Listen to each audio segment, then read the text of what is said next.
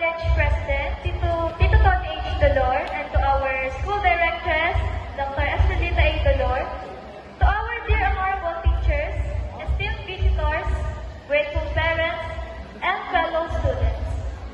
In this moment, I would like to extend my sincere gratitude to everyone who has supported our journey of growth and achievement on this important occasion of our commencement exercise.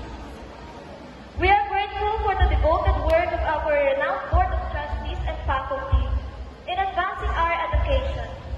In addition to teaching us new information, you have motivated us to strive for excellence by encouraging us to think critically and not to lose hope. Our development as a people, as a result of your direction and mentoring, has given us the knowledge and resources we need to meet the challenges that lie ahead. To our dear parents and family, throughout this amazing adventure, you have been our pillar. In times of doubt and uncertainty, your words of support, innumerable sacrifices, and compassion have helped us advance. Your love has never failed to inspire us and serve as a constant reminder of the value of tenacity and resolve. We've been able to pursue our goals and accomplish this important milestone because of your sacrifices, both large and small. Thank you for always being there for us, for supporting us when we needed it, and for giving us the courage to go through the most hard situations. To all of my classmates, Anika, Celine, Carissa, Joy and Cherry, Carlo, Ayon, Zeus, Kobe, Gian, Samuel, Owie, Kuya Joshua, and VJ.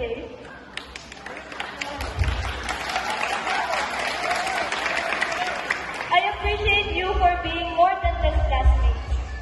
I appreciate you for being my support system, my family.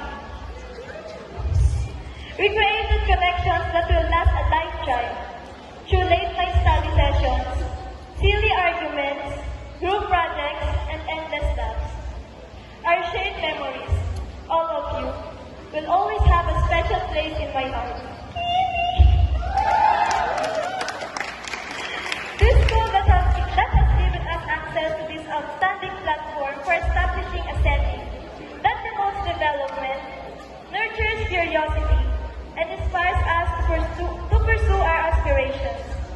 Your dedication to educational excellence has given us the confidence we need to follow our passion and to think that the future holds countless opportunities. For this, I sincerely thank ACMCL College.